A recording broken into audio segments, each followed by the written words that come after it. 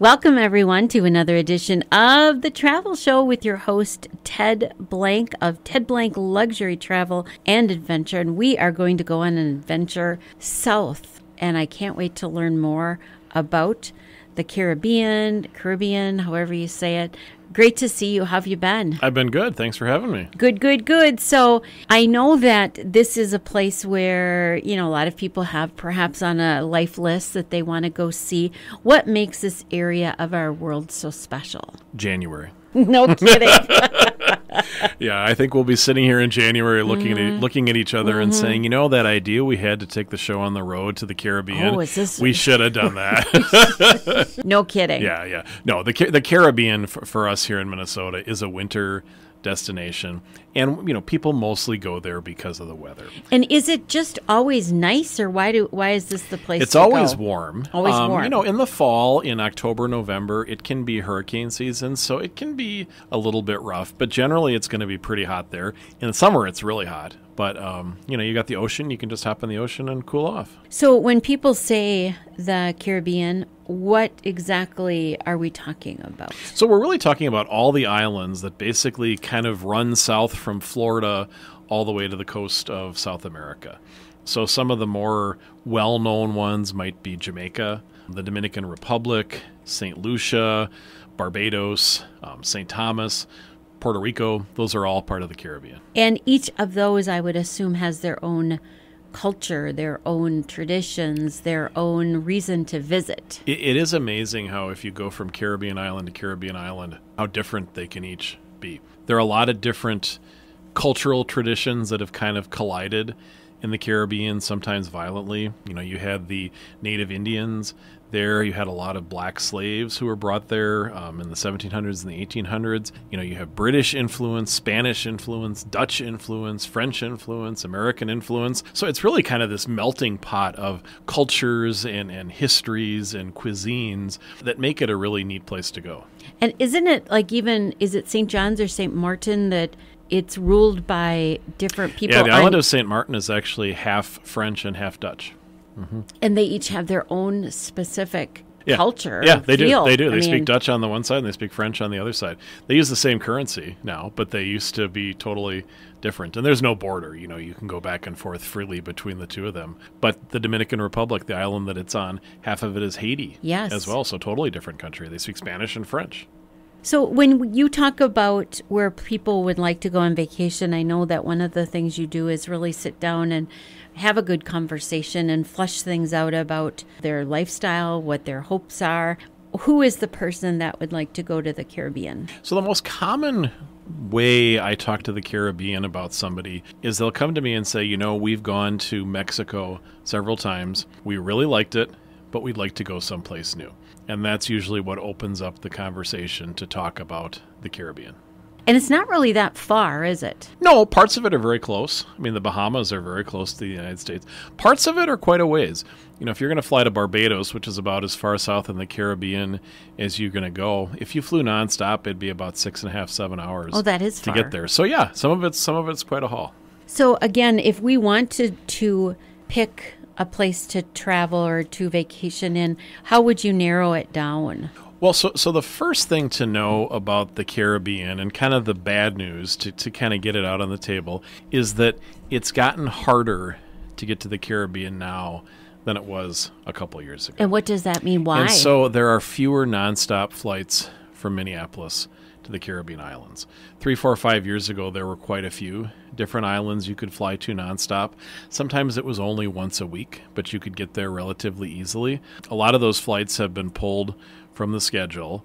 And out of the three major airlines, Delta, United, American, Delta has the weakest presence in the Caribbean. So for us here in the upper Midwest, with the exception of Jamaica and Punta Cana in the Dominican Republic, most of the Caribbean is a little bit harder to get to. So if you're willing to put up with that inconvenience of maybe a single connection or sometimes even a double connection, the trade-off is you're going to go to one of the most beautiful and relatively unspoiled places in the world. But it's not as easy to get to as Mexico or the big two islands. And if you do have a layover, would it be in Florida, or where would it be? Yeah, Miami, Houston, sometimes New York. It Okay. just depends. Sometimes San Juan. Even for some of the smaller islands, the airports can't accommodate jets. So you have to fly to the nearest big island and hop on a little commuter airplane to fly the last couple miles to the small island. So if somebody comes into your office and they're planning a trip, they want to go someplace warm, how do you decide which island would be the best fit for them? We're going to kind of have a conversation about what it is that they're interested in doing and seeing. And some islands have great beaches. Other ones have kind of mediocre beaches, but they make up for it by much more to see on the island itself. So things like nature hikes or zip lining or bird watching or unique restaurants. So to kind of understand what's really important for them. They all have a great climate. They all have nice resorts, plenty of places to lay back and relax. But if you're looking for beaches, there are some islands that are better than others. And if you don't care as much about beaches, then there are some other really great options as well. So what would be an island that has a great beach? There are actually a lot of them that have great beaches. I think Jamaica, which is a relatively easy place to get to, has some really, really nice beaches. The city of Negril in Jamaica has a beach called 7 Mile Beach, which is really quite beautiful. 7 miles, yeah. Yeah, 7 miles. The Cayman Islands have beautiful beaches as well. Some of the smaller islands like Antigua, which is over in the Eastern Caribbean, has some really nice beaches as well. Punta Cana has some nice beaches too in the Dominican Republic. I know you said that it's always fun to take a cruise because then you get to see different areas quickly. Kind of a sampler. A sampler. Yeah. So if you did take a cruise to explore this area, what would that look like? So you could take a cruise that leaves from Miami. Okay. And if you do that, you won't get too far. You'll stay kind of in the northern part of the Caribbean. But if you're willing to fly a little farther south to either like Puerto Rico or maybe Barbados and hop on a cruise ship that focuses on those southern Caribbean islands, then you'll get a chance to see a lot of those more off the beaten path places. Like say Grenada, St. Kitts and Nevis, St. Lucia, Mystique, islands we've maybe even heard of but really don't know too much about. Aruba as well, Curacao in the southern Caribbean too. And some of the cruise ships that operate in the southern Caribbean are almost like yacht type ships. They carry 100 or 200 or 300 passengers, so they can go to some of those really small islands that the big ships can't go to. There are tall ships, sailing ships that sail down there, so if you've always been dying to, try your hand at putting up the sail and stuff like that, you can do that as well. So when you get into that less crowded part of the Caribbean, the uniqueness level goes up quite a bit. We have talked in other shows about price comparisons. Where would this price out so compared generally, to other places? Yeah, so when you look at warm weather destinations, Mexico, Cancun in particular, is going to be the cheapest place to go. Jamaica is going to be definitely more expensive than that. And when you get to some of these smaller Caribbean islands, the cost will definitely go up. You're paying a little more for a more quieter, laid-back, fewer tourist experience. And what are each of them known for, these different islands? Oh, each island is known for something different. Some of them are known for their rum. Each island makes a different kind of rum. Yeah, I know. Some of them have really unique birds. I mean, if you're a bird watcher, the Caribbean is just a paradise. Jamaica, believe it or not, is actually known for coffee as well. You maybe had Blue Mountain coffee. It comes from the Blue Mountains of Jamaica, which are absolutely stunning. I mean, beautiful, beautiful place to go. Some of them kind of aren't known for anything. They're so small that they're below our radar screens. But that's kind of neat because you'll discover some really unique, kind of quirky things. There's one of my favorite islands in the Caribbean is a little island called Nevis, and it's part of St. Kitts and Nevis. And it's 40 miles around the island. It has a big volcano in the middle of it, and Alexander Hamilton was born on the island of Nevis. So you can actually see Alexander Hamilton's birthplace. I just saw his grave. His musical, or his grave. His grave, his musical. Yeah, so he could actually never be president because he wasn't born in the United States, but he was born on the island of Nevis. So lots of just stuff to discover that you'd never know about till you get there. The island of St. Lucia, which is a little bit of a larger island, has some active volcanoes. And you can actually go and see sort of like their equivalent of those mud baths at Yellowstone Park, the really sulfury stuff. But they also have some just spectacular mountains called the Pitons. And they're two twin peaks that tower over the island. And the vista you have of them as you kind of drive down into the valley where they're located is just stunning.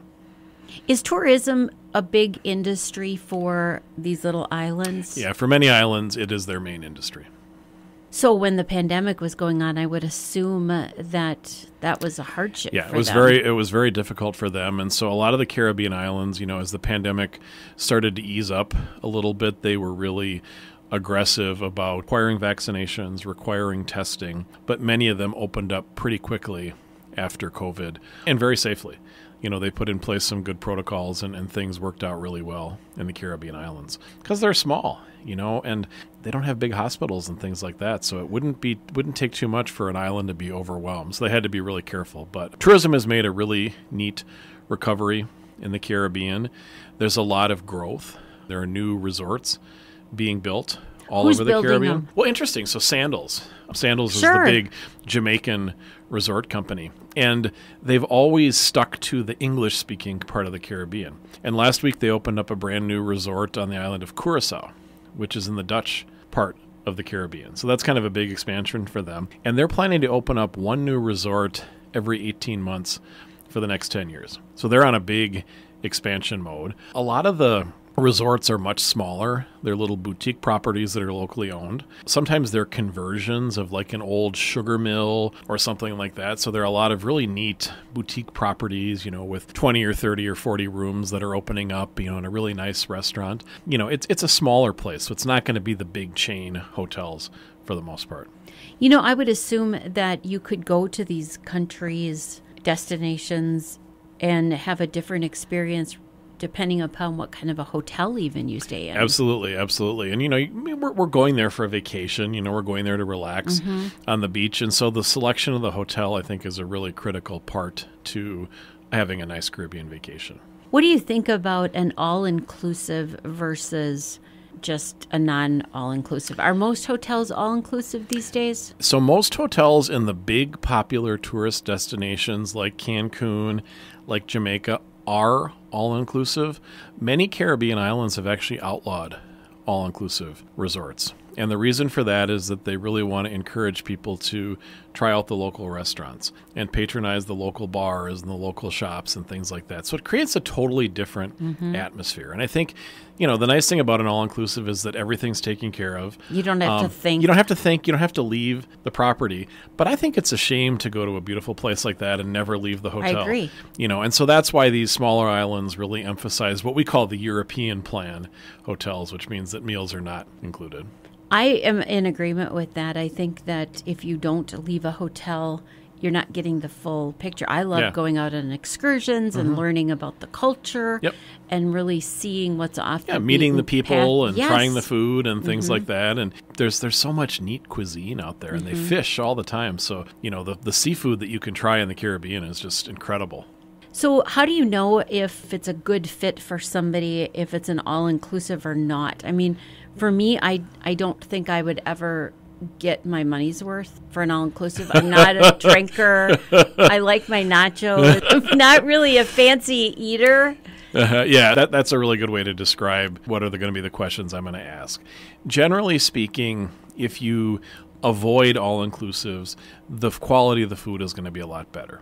So if you like, gourmet restaurants, you like to try different things, unique things, maybe crab nachos or clam nachos or something like that. Yep. Getting off the resort is definitely for you. But some people like everything to be taken care of, and they like the sense of almost not leaving the United States. You're in a resort where all the other travelers are Americans. And so everything what the caters food... to, what the food is going to be like. Okay. And if that's who you are, there are some Great. great all-inclusive options out there. But if you like to try different things, if you like to see what life is like for people in other parts of the world, if you don't want to follow the crowd, there are some great properties, great islands that are just perfect for you. That's why I think what you do is so important, because most people can't figure this out themselves, and they wouldn't know how to flush all this information out.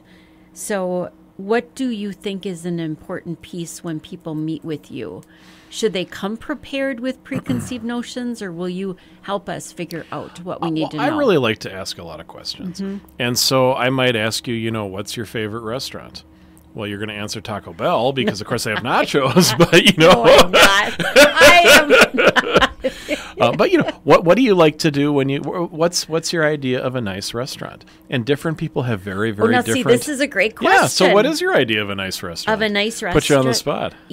We have great restaurants in Hastings. I enjoy going to. We have a lot of ethnic places. I think we also have nice wineries. Yes, we have nice wineries. Yeah. Depends upon the kind of mood I'm in. Sure. But I'm not a super foodie person, but I do enjoy the experience.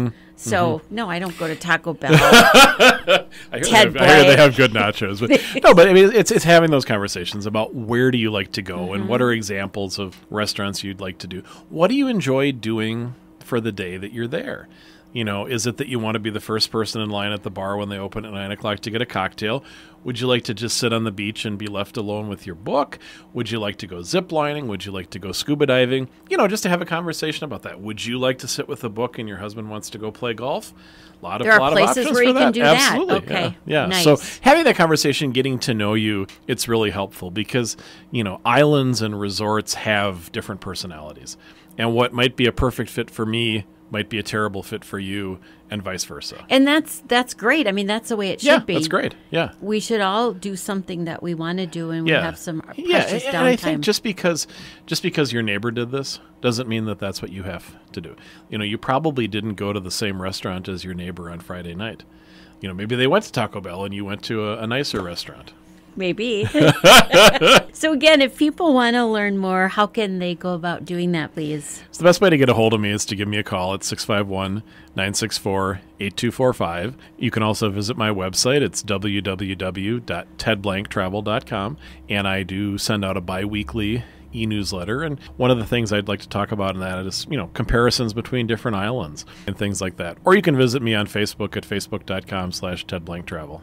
Ted, always great to see you. Wonderful advice. Thank you so much. Thank you. Ted Blank. This show is called The Travel Show with your host, Ted Blank of Ted Blank Luxury Travel and Adventure. We're always so happy when he stops in and shares his expertise.